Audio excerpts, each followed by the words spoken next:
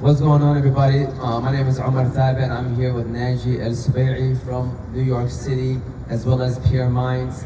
Looking forward to a great conversation today. We're going to be talking about mental health, and we're going to dive into some specific details. We are here at the West Dearborn Qahwah House. Shout out to Qahwah House, one of the sponsors of Oz Media. So we appreciate them and all their support, and also allowing us to hold this event at their setting as well. So we appreciate them and all that they do. But with that said, let's get this show rolling and on the road. And want to say hello. How's Nagi doing? So tell us a little bit about yourself. You're coming from New York. You wanted to come here and have a conversation. So why is that? And just tell us what you do, and maybe a little bit more about Peer Minds as well.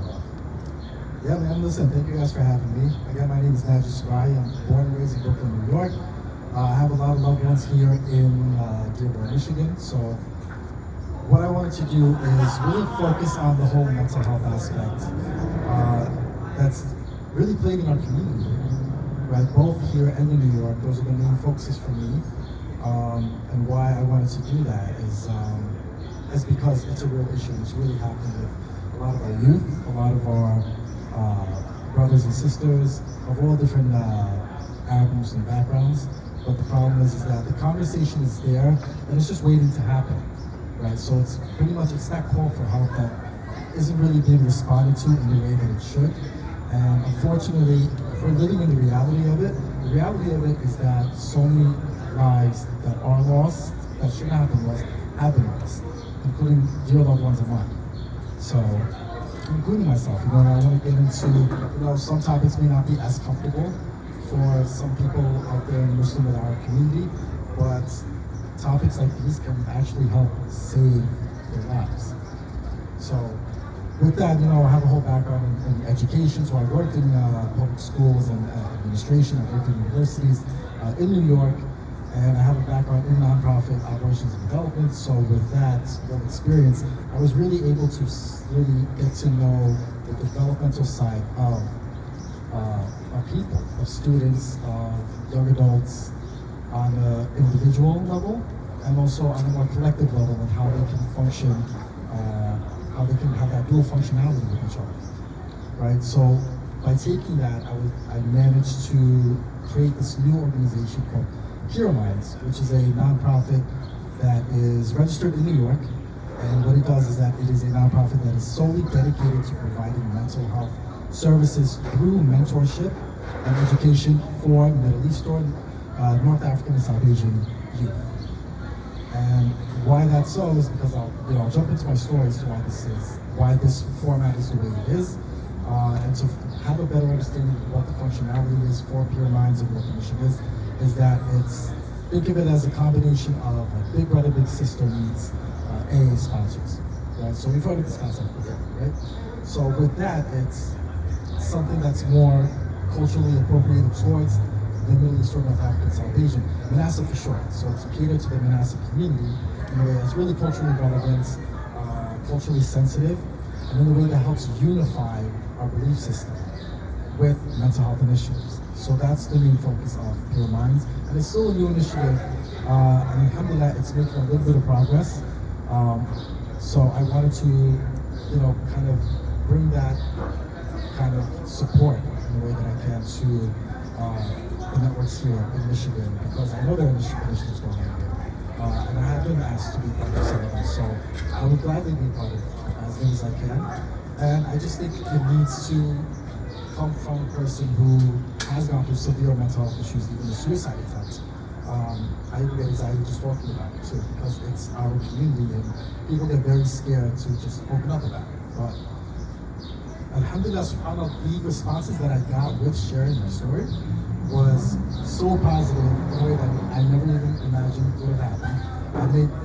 I've built so many great relationships so far and continue to build more because of realizing what mental health issues can do to a person individually, and how I was yearning for certain support and I was not getting it. Yeah, a couple things. First of all, I agree with everything that you're saying.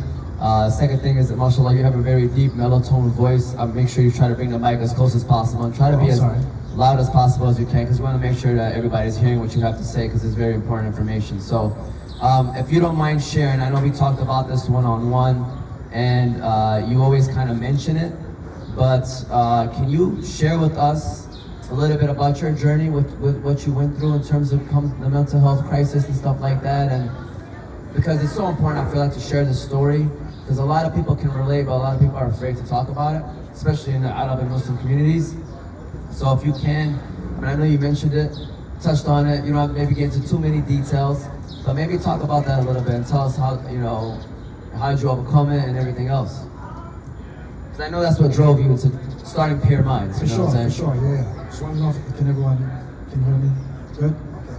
Okay. So with that, it was a very long journey. I mean, as a kid in the Yemeni community, it was very difficult because I was seen as that hypersensitive, that overly emotional kid who's always just so sensitive about every little thing. And growing up, that was always used against me, right? But I realized growing up as a kid, and I noticed this about myself, one that I'm very, very self-aware. I know what goes on internally, but I have no one to ask about it, right? Why is this going on with me? Why am I thinking this way? Why am I overly sensitive with every little thing? Why do I care so much? So with that, like I said, as growing up, it was always used against me. But with time, as you grow, you have some issues as a kid. As you grow, your issues grow too. Right? You get into adulthood, they become more serious, and you have to learn how to manage as best as you can with whatever you have. So with me in particular, why it just got so severe with me as an adult was several things. So I was in college and I was working on just finding my own self, finding my own path and career-wise, instead of having everything scripted for me and having that pressure from family and from loved ones, the old school fashion pressure that we always get. It started with many different things. So one point is when I was finishing college, 2 weeks into me completing my college degree, graduating, I ended up losing the job that was supposed to be promised for me. That was told that was going to happen for me as a full-time city job in New York, benefits, everything. So I was happy, my parents were thrilled and whatnot, and then unfortunately I had to prioritize school, so it affected my work balance. And ironically, that job itself, the requirement for that job in that position was to be a college student. You have to be a student or you cannot work with them. So that really threw me off, and it really threw my family off as well. That happened, and then 6 months later, I was getting married, right? So I was getting married at a young age, probably about 21, 22, I'd say. I don't want to say anybody's thinking like, that's way too old, or that stuff, but it really depends on the world you live in, right? You have to adapt to this world and the hardworking, middle-class environment. So you kind of cut to the chase. It's a mix of struggles in college, struggles within the marriage because there's a lot of issues going on, pretty normal cases, but these were really detrimental. And then I went into a career in education after I got married. As much as I love education as an individual and as a Yemeni, and I want that for my community, I still do to this day. The career that I was in was very detrimental for me to balance a traumatic career with a traumatic marriage, with a traumatic financial system, with just very strong-minded loved ones that you have with you. So this I'd still do anything for, but to face all of that together, and it wasn't just an overnight thing. This has been going on for years, that I couldn't handle it anymore. And I had ideations, right? But with that, I wanted to, with suicide itself, right? We're getting into the depths of it. When I attempted that, it was because it wasn't death in particular that we're looking for, that I was looking for. I don't want to die. I never wanted to die, right? It was, I wanted to get out of the life I was in. And that's what a lot of people, of course, are faced with. That's the misconception that we have about the concept of suicide itself, right? So now after going through that, I lost everything. So I lost my marriage, I lost my career, I lost my finances, I almost lost my home, all within a matter of 5 months of each other. They all just happened like just combusted like that. Not only that, so while I had to face that, we were going into a pandemic shutdown. Literally a couple weeks later. And I had to face that in total and complete physical, emotional, and mental isolation. So it was really, really hard to pick myself up because I was in an environment that wasn't supportive of that, right? And I was still being pointed at for a lot of things that went wrong or whatever it may be, but they don't understand what it does to a person's psychologically and how it can affect them physiologically too. And that's what I wanted to do after I went through all of that, and I started being recruited or being contacted by other initiatives and partnering with other initiatives for the Muslim community, for the Arab community in terms of mental health and wellness. That's where I started really opening up my story, and just the way you and I are doing, hopefully can reach a wider audience. And so far, since then, it's been slow and steady but successful. So I'm really grateful for that. Alhamdulillah, and thank you for sharing your story, man. It's not easy for people to share their story, but we appreciate you for doing that. And so the reason why I say it's not easy because there's a stigma in the Muslim and Arabic communities when it comes to mental health. For those that may not be familiar with it, can you tell us a little bit about the stigma, like what's around it, and the famous lines from our parents is nothing's wrong, you gotta salah, you gotta pray. Which is, there's truth behind that too, but can you talk to us a little bit about the stigma that's around mental health in the Arab and Muslim communities? I mean, it's pretty much like you said, right? The stigmas that you just mentioned are pretty strong. They feel like it's just you have a lack of faith, when faith really has nothing to do with it. I don't mean that negatively, right? Everyone still has that individual struggles that they go through, and they're not equipped to handle that imbalance that they have within themselves. So the stigmas that we face, it's either things like saying, you don't have enough faith. It could be anything. It's just, it's the jinn. It's anything that's related to any concept of that, right? So, and unfortunately, it's very, very dismissive when you really want to get into that. It's very, very dismissive, and it's very uneducated, right? So they have a different feel when it comes to physical health itself.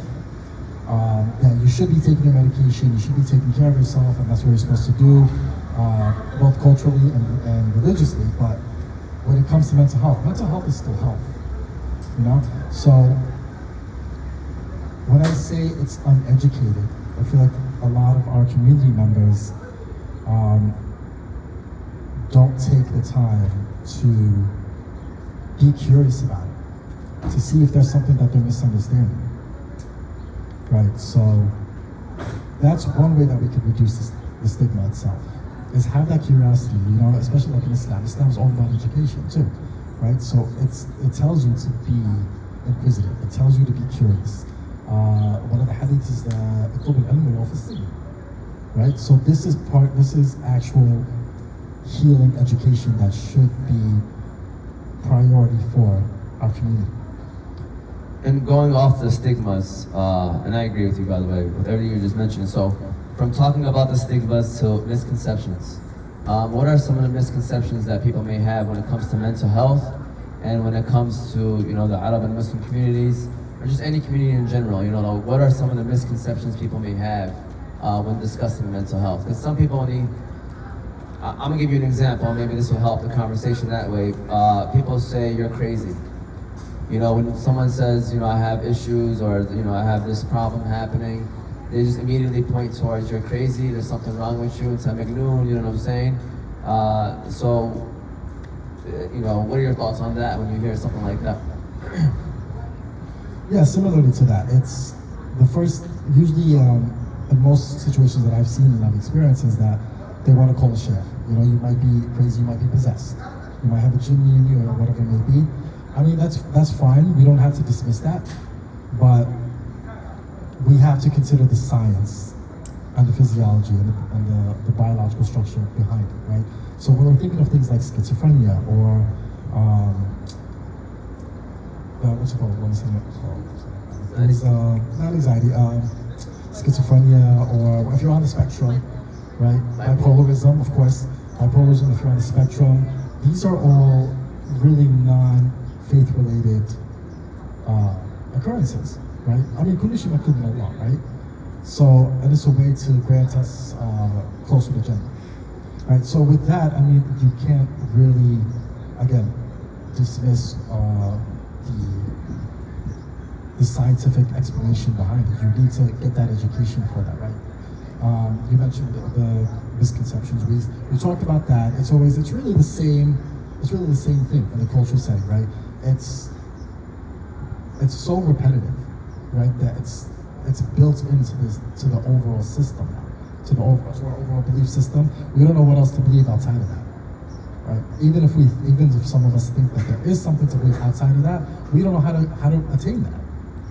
So this is going back to this question and the previous one. This is what I mean about trying to really change that narrative itself, right? There's always got to be knowledge about something. You just got to attain it. I love that. Great response to that. I think the biggest key that we're going to take away from this whole conversation is educating ourselves more on the conversation and the topic, especially as a community. Once we educate ourselves more, we'll know how to deal with specific situations. So, you're talking about it, we might be talking about it, we might have conversations one another, but to me, what's important, and I'm calling it important, but you can call it whatever you want to call it, and that is community leaders, religious leaders. So why is it important for those people to speak up on mental health and to talk about mental health, maybe in their religious institutions or whatever it may be? Why do you think that's important? Well, first and foremost, it's within your title. You are a leader. You are a community leader. And if you want to continue to be that community leader, you need to be fully aware of what goes on in your community, both the good and the bad. So focusing on the more negative aspects here, a lot of people refer to mental health as something negative, but if you see it as a growing issue, you need to again attain that knowledge of what you can do as a leader to be educated on it individually, and then how you can educate your team around you, and then how you can educate the community.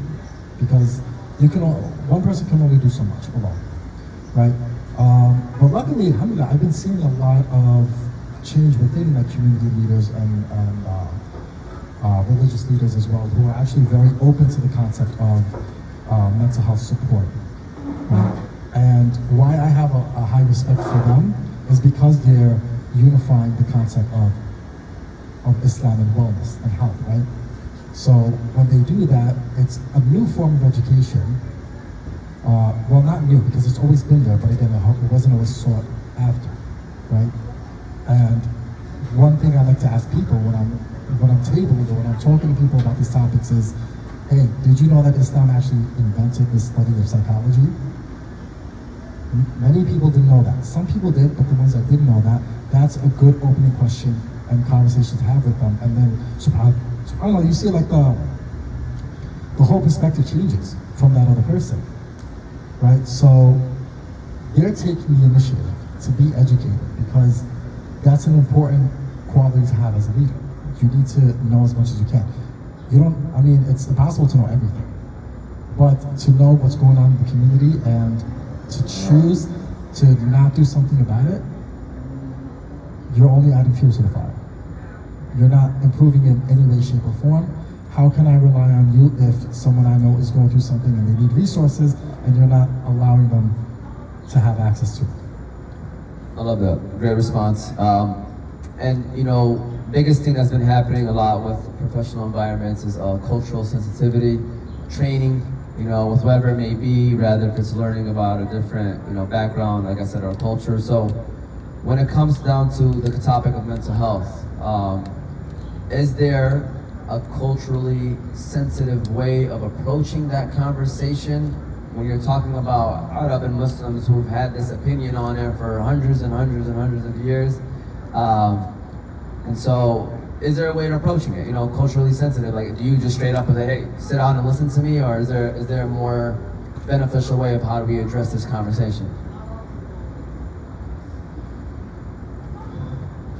Are we taking out the mihwash? You know what I'm saying? Like, that's what I'm trying to ask you right now. The mihwash or the shambhala or anything like that, right? Or just the good old-fashioned tone of voice. That's the one that resonates the most, right? So I can hear it now. But the thing is, what I would do if I was in their position, if I was willing to be open about it, is I do my research. I do my research on the concept itself, on how it affects our culture, how it affects our religion, and then figure out a way how to best convey it to the people that matter, right? The community leaders, the family members.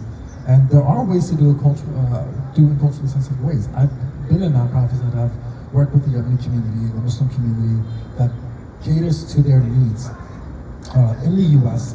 in a way that's, again, culturally relevant, culturally sensitive. So that way they can best adapt. But with mental health itself, it's a way of doing the research first, starting the conversation, right?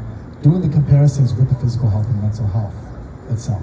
I think with that, it's a very good strong point, a starting point for that. So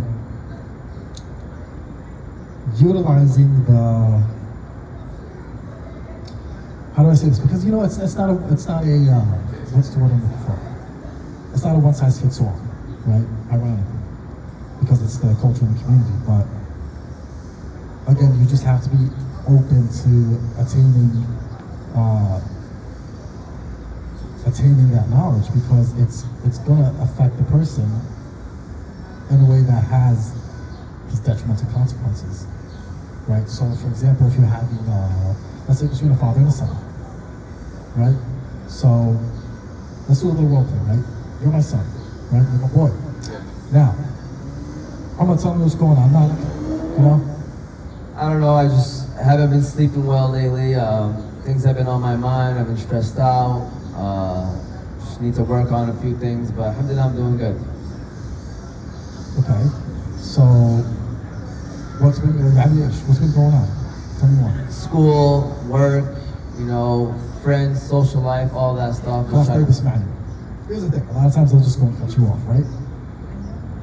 Everyone goes through that.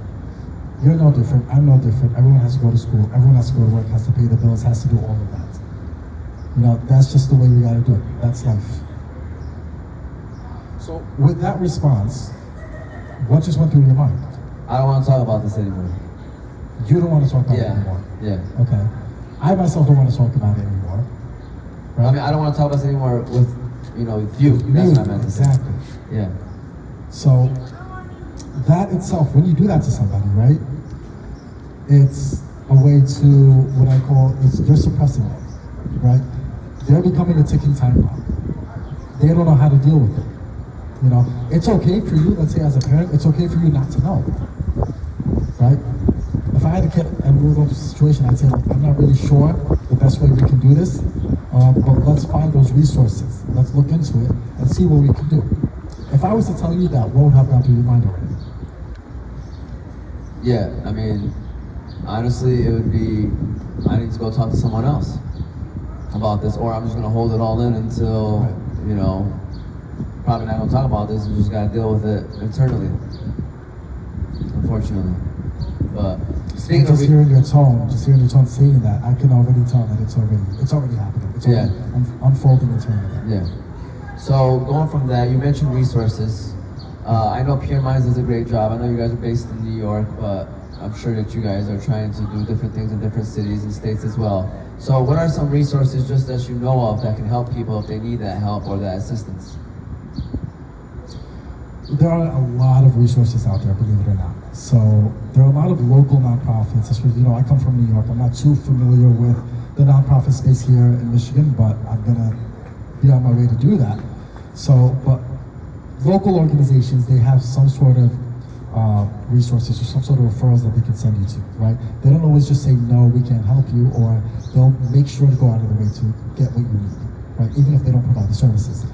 So I've been blessed to build relationships with more national resources and organizations. So one, I know I built a recent relationship with My Mental Wellness at ICD, and we're both using the same resource called Nasiha, the Nasiha Hotline. So the Nasiha Hotline is a mental health hotline that's really based in Canada, but are expanding into the US. So it is a mental health Muslim hotline for anyone that's having like suicide ideation or having some anxiety or depression struggles that they can contact. So look it up. It's NASEEHA hotline. Other resources that I know about is the FYI, the Family Youth Institute. I believe that they started here in Michigan, and they're expanding kind of nationally, so they can be in different places at different times. I have personal friends that are working as professionals in that institute and are also working as mental health professionals as well, so psychologists, psychiatrists, and that kind of sort. Another thing is I'm also trying to, we're trying to build a partnership with the 988 hotline. So that's also a national hotline that's for all of the communities, but we're trying to use their resources because they have a lot to offer. We're trying to use their resources for the Arab and South Asian and the Muslim communities, which is something that they don't really have access to. So that's kind of where our partnership comes in. So these are the resources that are readily available, that are national. We got Family Youth Institute, the 988 hotline, the Nasiha hotline, and of course check out your local nonprofit organizations. Love that. And so, Yusuf, if you can help us out here and collect the index cards from the audience before I give this last question out, Ramsey, make sure you get this one too. So this last question that I have before we start reading off some of the index cards, if you guys can hand it to Yusuf if you have a question. We're here to talk about mental health. If you guys joining us and want to... That's why we came back. Thank you, appreciate it. Well, we got index cards too if y'all want to ask a specific question too. He'll pass it around too, and we'll collect those as well. But with that said, my next question to you is, how can we promote, the conversation in households, with mental health or just in general emotional well-being in the households? Obviously doing it in a way where parents and children and whoever it is can have that conversation amongst each other, which is usually the best case scenario because you want to talk to the people basically that loves you the most, or cares about you the most. So how can we encourage that? Like, how can you, if you had like a minute to tell somebody like this needs to happen, they call it like an elevator speech, what would you say? No elevator pitch in that for sure. This is a difficult conversation to one have with yourself, right? If I need help, how do I identify what's wrong with me, and how do I convey to my loved ones to say, this is what I'm feeling, and I'm not sure why, or I'm not sure what it is. So how can I convey something to someone that I myself don't think it's clear? It's not very clear to me. So with that, it's with what I've seen and what I've experienced, there's like I said, it's unfortunately these are facts. We've lost youth in our community, the Yemeni community, the Arab community, the Muslim community. I've lost loved ones near and dear to me, and I'll never forget my cousin Allah Hanley passed away a couple of years ago. He was like 19, 20 years old because of an overdose. And to this day, that still shakes me. And it shook the whole community, and the family members. So that's honestly one of the reasons why I'm doing what I'm doing, is because I saw what that has done to the parents, what it's done to us, the remaining youth. I'm in my 30s, and when I saw everybody leave the cemetery, it was the saddest thing I've ever experienced. Because everyone has already left. Who were the only ones that were left? His circle of cousins and friends that were all like 19, 18 and younger. And that was the most heartbreaking thing I've ever seen. Because the tears in their eyes just looking at one of their own just lost for good. For something that could have been, what they did. I'm gonna give them the praise that they deserve. They did. They sought help. They gave him help. He got it, and then everything's back to him. He just relapsed, and we lost him. So it's remembering those situations, remembering those moments where you go up to your family and say, like, that thing really scared me. I think I'm going through something and whatnot. I could really use more understanding and more help from my loved ones without the judgment, without the remarks, without the the pushback or the resistance. Because the more you resist it, you're pushing it in, and you're leaving it in there, and you're making it worse for me. Because I'm already, let's say, adolescents. They already don't know how to balance themselves emotionally. They're still in a very high magnitude of development for them. So they're still navigating as best as they can, and they have other resources there for them. But it's, you know, one can only do so much for themselves, especially for the youth and adolescents. So with that, it's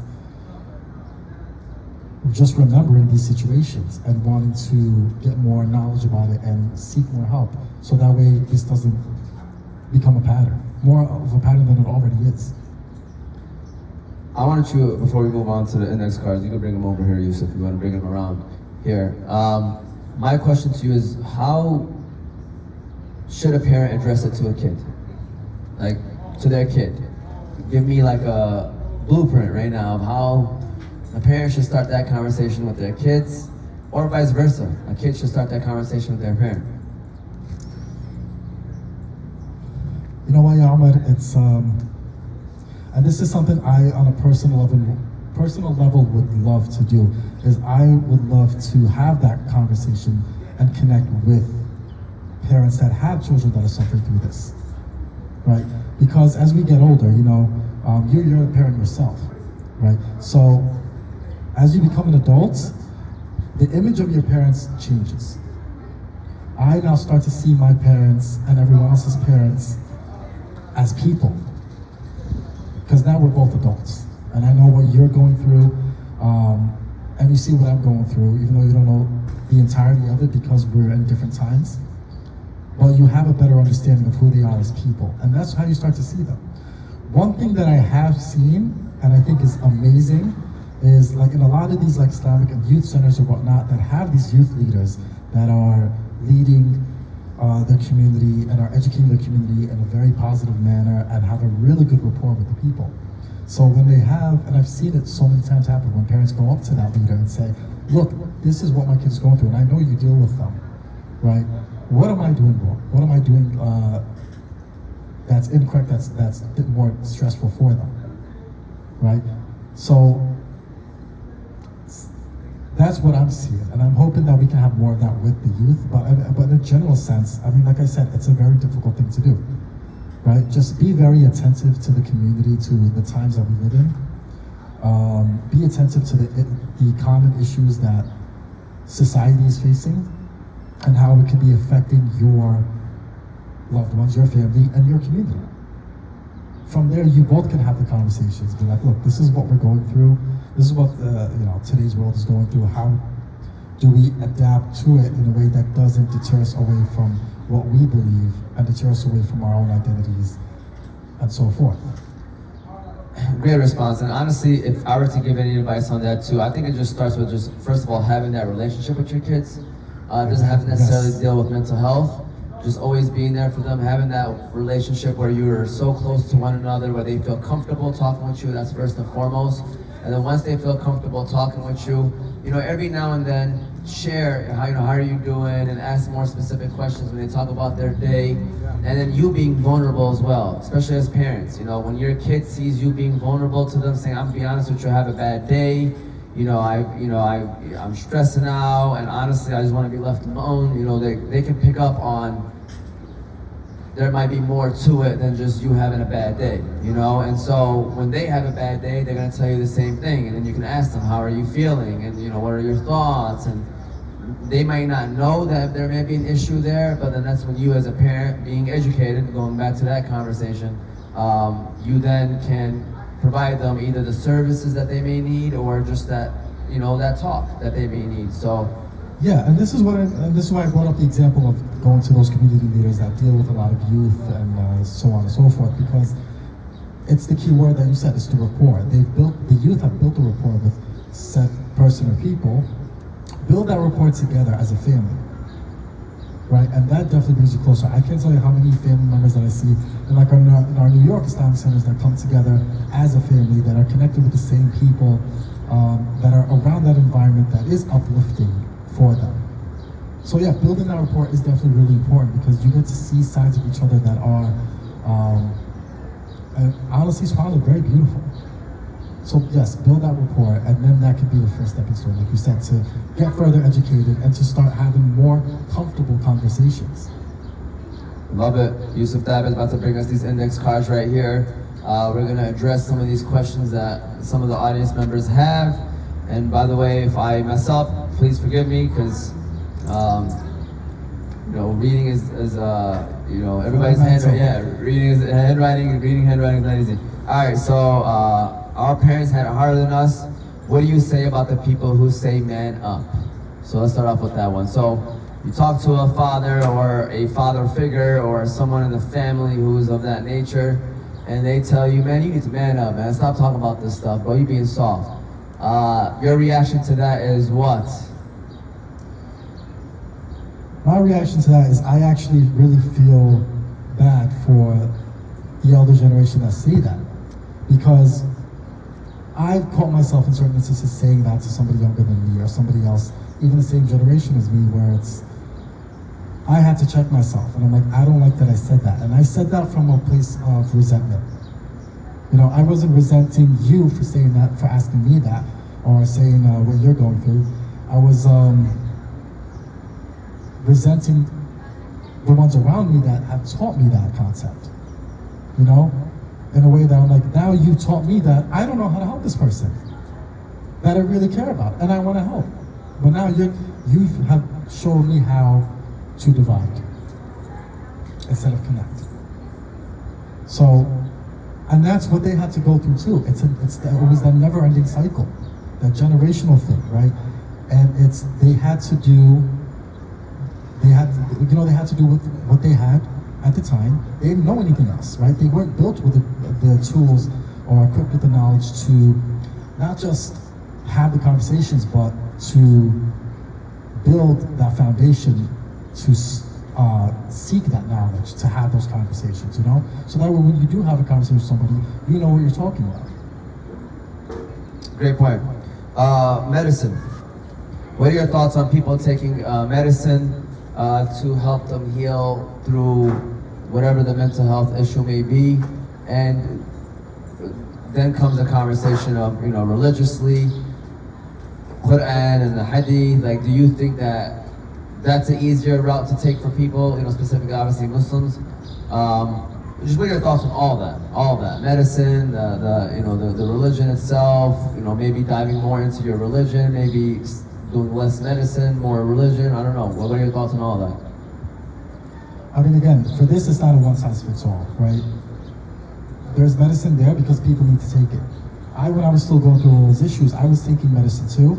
I'm not anymore because I just didn't need them, because I found my own medicine, which was connecting with my community members that were seeking that help, that wanted that help from other people. And alhamdulillah, like I said, my experience with being in education, I understand people developmentally more, and I use those skills and that experience to build that, catered connection to, right? So if the medicine is there, it's needed, right? If you're pressured to take it, well, not pressured, I don't want to say that word, but if you're suggested to take it professionally, and if your says to take it, then you got to do what you got to do, right? And then what was the other thing? You said medicine. I mean, like religiously, like religion, and diving more into the religion. Yeah. Again, it's the education. There's a lot of Islamic content out there for wellness, mental and physical health, that everyone should be seeking, as a community as a whole and individually, because that can be a form of medicine in itself. At least for me it was, right? So when I learned all this stuff about my deen and how it affects, how mental health is actually sought after and supported, it made me feel, it was like a mutual welcome. I welcomed my deen more into my life, and I felt more welcomed into it within the community that I was in, because they're very educated and they're very for the people. So the next question that we have, I mean, this is something that I feel like we kind of already talked about, which is how do you talk to someone who doesn't acknowledge or understand them? But the second one is, how do you deal with abuse or abusive people or abusive situations Islamically? Tough one. Should we call a friend? We need to call a friend. I know exactly who to call. Do you know what I'm thinking about? That's right. Yeah, that's No? okay. Alright, we're gonna leave it alone then. So it's well, the question itself is at least for me, it's a little vague, right? When you're repeat the question for me. I'm sorry. Basically, how to deal with abusive people or abusive situations Islamically. Abusive situations, abusive people. Which obviously can lead to mental health issues. Yeah, well, a lot of it, believe it or not, is actually cultural, right? So that's the unfortunate part that we're dealing with. And at least for me, what I did is I was always curious about certain things, right? I like to just naturally form relationships with people that I feel like can bring out a better side of me, can bring out the best in me, right? So it's seeking that knowledge through those people, right? On what to do on abuse relationships, on how to, unfortunately for some, it's hard to get out of, right? If it's like, let's say, abusive parents, or it's an abusive spouse, or whatnot. So that's a very difficult question to answer, to be honest. But it's seek the relationships that you feel like can benefit you, to help yourself tolerate that abuse, and a way to hopefully maybe even engage in a conversation with that abusive person. Say like, look, this is what you're doing to me. I love you, I care about you, but you're doing too much on me. And if this keeps happening, then there's going to be some consequences. I've seen that happen within our community, of people not being able to take it anymore, and then they grow up and become very resentful, and they damage the relationships around them, hurt people. So you have to be really careful about, let's say for a parent, right? You're a parent, you got to be careful about how you treat your son and your daughter, because they're going to be members of society. You're showing them how to be members of society, and that's how they're going to take the worst qualities of you, which should be the opposite. You should teach them what the best qualities of them are and the best qualities of you, and how to be around people that can help bring that out. Yeah, abuse is a very sensitive topic, and so I think that's one of those things where you definitely need to seek professional help. But like you said, maybe even talking about it helps. Sometimes it's not just physical. It's emotional. It could be mental abuse. So it's just one of those things where you have that conversation with somebody. Sometimes they don't even know that they're doing it. Sometimes they don't know that the words that they're using are affecting the person that they're talking to. Yes. So you saying, hey, I really don't like the way you're talking to me, or these words that you're using, and then that person sometimes needs to just hear it and then realize it. And for me, individually, it's very hard for me to connect with people that are not self-aware, that are completely oblivious to their behavior and their patterns and the way they are around other people, especially their loved ones. Right? So it's really hard for me to connect, and I think that's how to practice self-awareness. Again, seek that knowledge where you can practice that self-awareness, your good qualities, your bad qualities, whatever it may be, and really think about how that affects the engagements or the encounters that you have with other people. All right, so this next question, another good one is, are there any specific mental health needs to the Arab Muslim communities that are not there for others? Are there any needs? Needs, maybe help, maybe assistance. Maybe that's probably where they were going out with this one.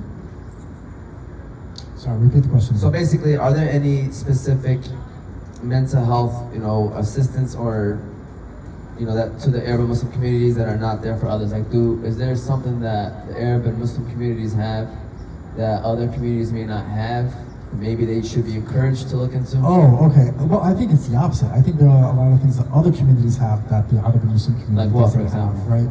So, again, like mental health resources, they have every kind of professional help on an individual basis, on a couples basis, on a family basis, or whatnot.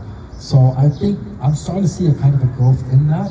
Again, that's very culturally relevant, culturally sensitive. So it's a matter of having that high exposure for the community, and the community being open to that exposure.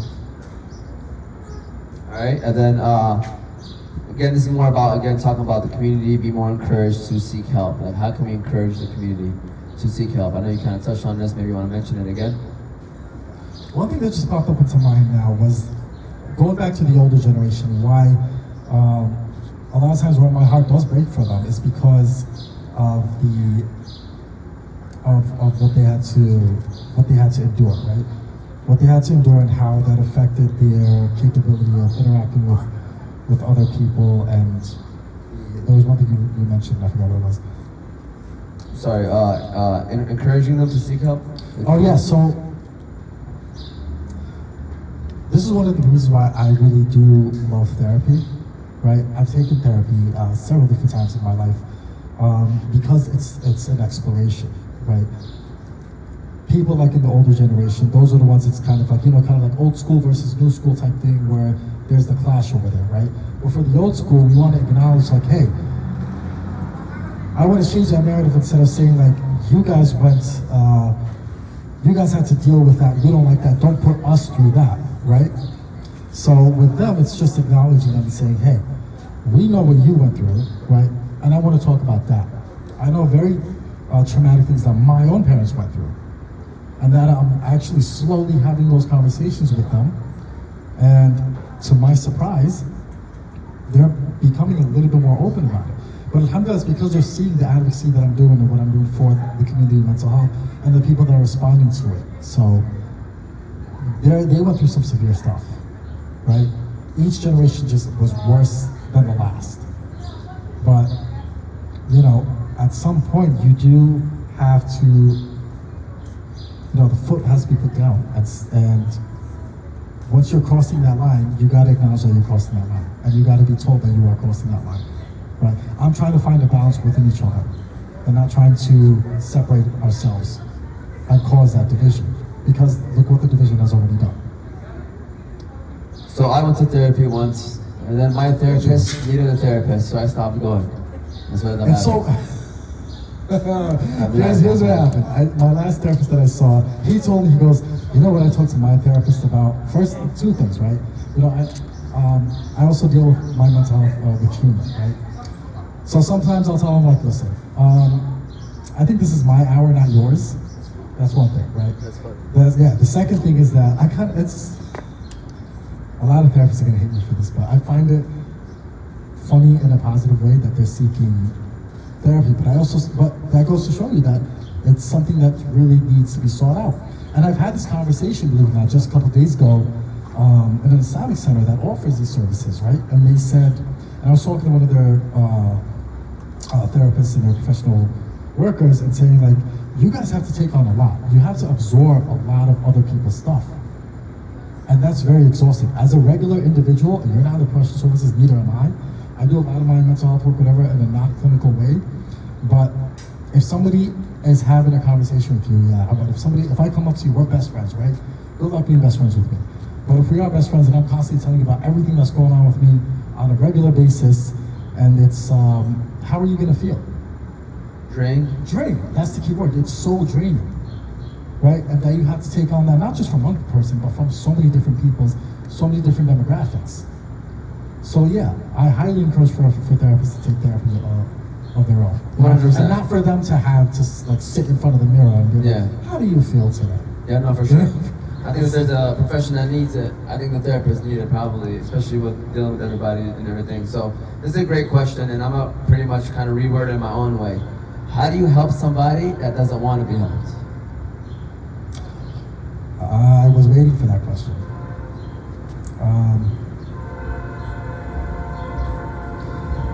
It's so exhausting and so draining on both ends. Going back to, let's say, using you and I as an example, if you don't want to be helped,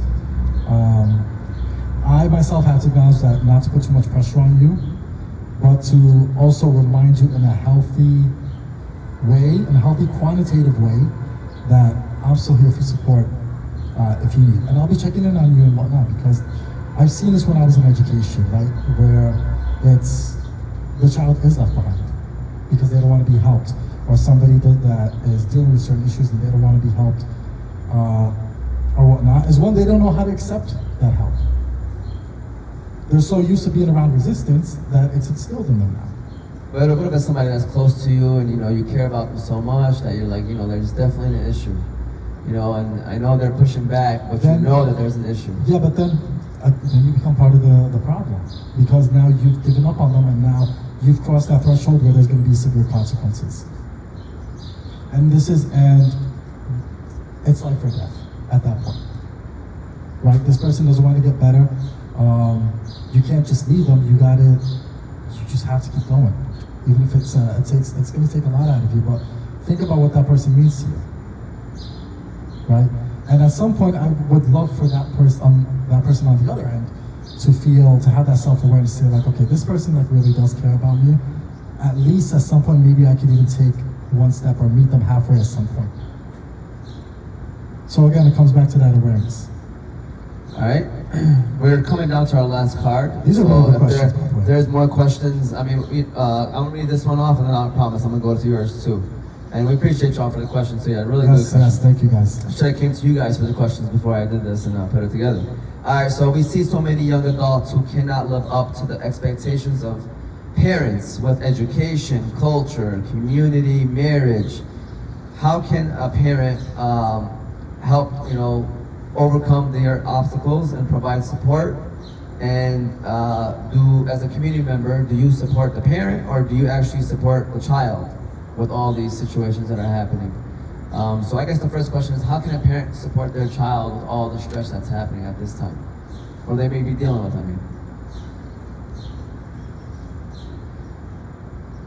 First, what I would do is obviously try to identify what the issue is, right? And you don't have to have all the answers.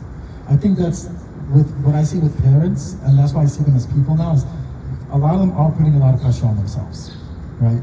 And with that, you got to be careful with how your kids then see you, because your kids are going to now see you as an all-knowing figure, right? And that doesn't allow them to explore having other relationships or whatever it may be, or mentorship or anything like that from other people.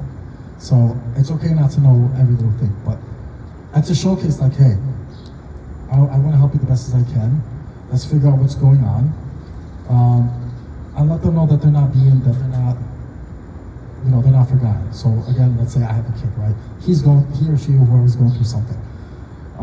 Let's figure out what it is. First and foremost, sit down and like, listen, I've noticed that you're acting differently, right? I noticed that you're not the same or whatnot. A lot of things that interest you no longer interest you. It's a lot of the typical stuff, but a lot of it is very effective. So with that, you have to just ask, right? Ask but don't push.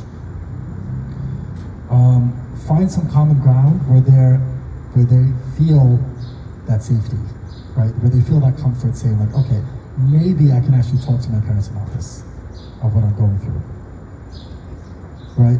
And be careful with the snap judgments. As a parent, and I know as an older generation, that's just like instilled in their system, right?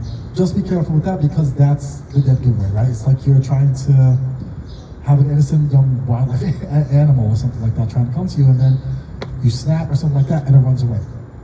You just lost any chance you have of forming a better, closer relationship with them, And it's a better way for the both of you to learn more about yourselves, both together and individually. Learn more about yourself as a person, and learn more about them as their own individual.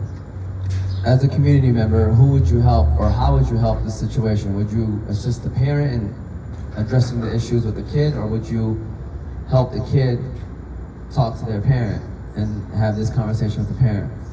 Like, where would you start? Honestly, what I do, I'd start with the kid, right? If that's the issue, I'd start with the kid, see what's going on, right? I've spoken to very many kids, in both of my professional and personal initiatives. So, alhamdulillah, I've had very good relationships with and conversations with them. So, but I myself, like I mentioned earlier, like I would love to have conversations with parents too, right? So I want to speak to both of them. I want to speak to them individually, and maybe if they want, speak to them together. But there's always something that parents are too afraid to convey, right? So I've seen it happen. I've seen it happen sometimes with my own parents. I've seen it happen with other parents that I know, like at the community center or wherever it may be, where it's, again, it comes down to that to that failure thing. I don't want my child to see me as a failure who failed them, who couldn't give them that support or something like that. But I myself don't know how to provide that support. Right? So this is where, like, as a community member, this is what I would do. It's like you have to talk to everybody at this point. You know? So if it's affecting a child, it's gonna be a family thing. That needs to get taken care of. And you do the best you can to support. Go ahead with the question. I'll repeat it out loud as well.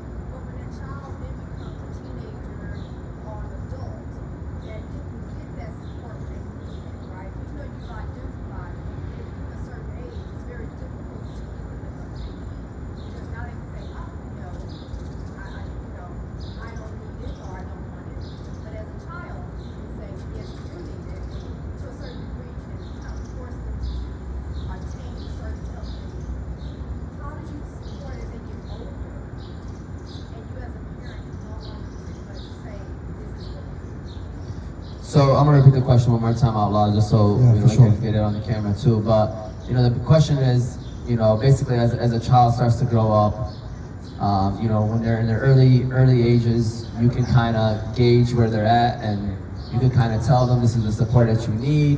But as they get older, they start to think for themselves. They have now found some more resources. So as a parent, how can you continually to support your child with whatever issue that they may have as they get older? I really love that you asked that, because I have seen that firsthand, right? And I've done my own studying with that. It comes down to that awareness, right? Especially the biological awareness. Because as the kids get older, they're going through a biological change, which means their inner circuitry is changing too, right? But that also means that you as a parent, your role is kind of changing a little bit too. Your role needs to be altered, right? And there's different stages, right? So you become the caretaker in the beginning, and then you become the coach, and then you become the guidance person. Maybe you are going through those changes yourself as well, right? So it's important to acknowledge that change both with you and the child, and how you can best be equipped for yourself to handle those kinds of situations more on a general level, but also on a specific level with your kid, and acknowledging that they're going through those changes that they can't help but go through, right? We can't alter, well, how do I say this the right way? But biology is gonna happen. We can't stop that, right? And it's gonna affect the mind, it's gonna affect the emotions. So, and that's what I'm seeing a lot of people struggle with, a lot of parents struggle with, is that they are taking on the same role throughout all the stages of their child's life, and they're not adapting to it, right? It's important to show that you are still the parent, and it's true what they say, parents do know best, right? But you have to at least show the kid the effort that, like, hey, I'm trying to work with you, work with me too. And this is what I've done with, like, as an educator in the classrooms, as a community member dealing with other kids. It's not, again, it's not that one size fits all thing, right? That's what a lot of parents are struggling with. They're struggling to see the changes within their own roles too, right? We always get the common things where it's like, hey, my child was such a saint, and now they're a this, they're a that. I'm like, well, welcome to biology. It's gonna happen. But the child is going through changes. They know they're going through changes. They can't explain it. But if they see that the parent is still being the same way through their entire lives, then there's not going to be any change. There's not going to be any healthy relationships that are being built. So I hope I answered your question. We got another question? All right. I guess with multiple instances of young people committing suicide, are there any signs you believe family members could spot before it's too late? This is the killer. And unfortunately, a lot of times, the signs are not seeable. So many people that look like they live normal lives are just all going through some sort of internal struggle. They just know how to hide it well. It goes to that saying that I actually really respect. The saying goes, check on your strong friends, right? The people that look like they have it together, that are well put together, whatever it may be, still check on them. Because at some point there's just gonna be a kryptonite there. You know, so just be very aware. Check on the strong kids, the strong friends and whatnot. Show the equal amount of concern that you have for someone that is struggling, and that is showing it compared to the person that is struggling but not showing it. You know, and help with that. You know, believe it or not, anonymity helps a lot. Right? Some people don't want to step forward and say, "This is who I am. This is what I'm going through," but show them that they don't have to tell who they are. You know, and I've dealt with that with everything that I've done, really, and it's come a long way. Great point. I just want to quickly mention an ad that I seen recently about mental health. I think it was during June, so it was Men's Mental Health Month this past June, and it was a video of two guys going to a sporting event. It looked like a soccer game. You know, the video was on just those two guys with the crowds around. I know exactly what you're talking about. That's the video that played in my head just now. As you asked that question, actually it was an index card question. So the ad was two guys watching a soccer game. You know, one guy looked like he was troubled. The other guy was excited, you know, hitting his shoulder like, yeah, every time their team scored. You know, and then there was another clip, same situation, you know, how you doing? He asked the guy, he's like, you know, it's been a rough day, and then he's smiling, you know. And then the last the last video from the ad was the guy that was struggling, putting a scarf on the chair of the guy that was hyped throughout the whole video. And then the video ended basically saying, check on your strong friends, because if you watched the video, you would have thought the guy that was struggling was the guy that was really struggling, but it was actually the guy that was hyped and going crazy at the game that was silently struggling, which then he committed suicide. I mean, that was just the ad, but basically that was the story of the situation. It was the message, you know, he put that scarf on that chair in memory of his friend. Yeah. Right? So that is a wake-up call, you know? And especially for men, right? I definitely want to briefly touch that topic, right? For men, it's a different thing to talk about mental health, right? And it's because of what we went through growing up, and it's because that's societal expectations of how you're supposed to be. And again, it's detrimental. So one thing that I'm actually very proud of that I've started, and I've showed you this, is I started the Mindful Men Circle series. Right, and this is a men's support group for Arabs and South Asians. It's a virtual group, anyone can join, right? So it happens the second and last Thursdays of every month. And the things that we talk about, and subhanAllah, alhamdulillah, every new gathering, I don't call it a session because that implies that it's clinical, but every gathering that we have are new faces, new people there. Right? And some people from here in Michigan as well. Now, the stories that you hear are just extremely traumatic, what they had to go through and what they had to undergo. You know, just like what you mentioned in the video, losing their best friends, right? That was very traumatic for them, losing their parents. One of them that made me actually pretty emotional was one of them shared that he's pretty young too, and he's a young father, and that he lost one of his children. For someone to go through that at a young age, that's like the ultimate trauma. And for them I was very, very grateful. I was experiencing real gratitude for people stepping in and sharing their stories and using the space that I've given them to build that connection with other people. So guys, we have to change that narrative again with men. And I do it in a way that doesn't deteriorate their manhood or anything like that. This is me trying to do my best to make sure that everyone is as healthy as they are, as they can be, especially as men. Yes, we're allowed to struggle or not. And unfortunately, men, the only emotion that we're allowed to show is anger. That's a normal emotion. That's the only emotion that we should show. But if it's sadness, if it's happiness, whatnot, it's a throw off for the rest of society. And they're not able to identify or go into further navigation what those emotions entail, right? And how they're supposed to navigate through them. So, yeah, I mean, I'm glad that I've received like a lot of well responses for that, for the group, and I'm very grateful for that. I've actually, inshallah, soon be starting. This is more to come soon. A women's group too. So we have a lot of requests from women in the culture that want to start something like this, and I'm all for it. So that's in the works, inshallah. Well, ladies and gentlemen, I don't know if anyone else has a question. I mean, I'm sure Nagi will be standing around here after we are done recording here to answer any questions. We'll be here around here to stick around for a little bit as well.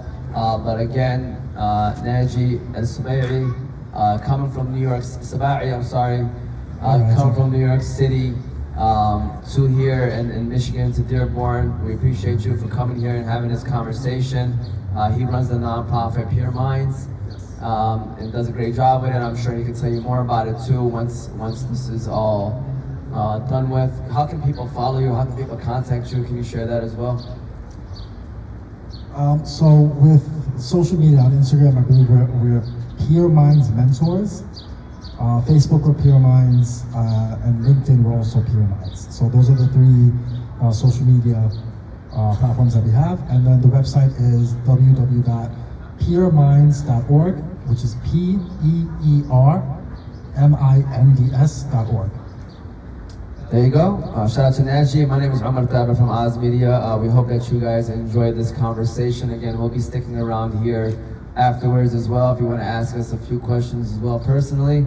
And other than that, thank you for those of you that came out here. I definitely want to give you a shout out for giving me the platform and allowing just a platform in general for people to have these tough conversations and showing them that these issues are real.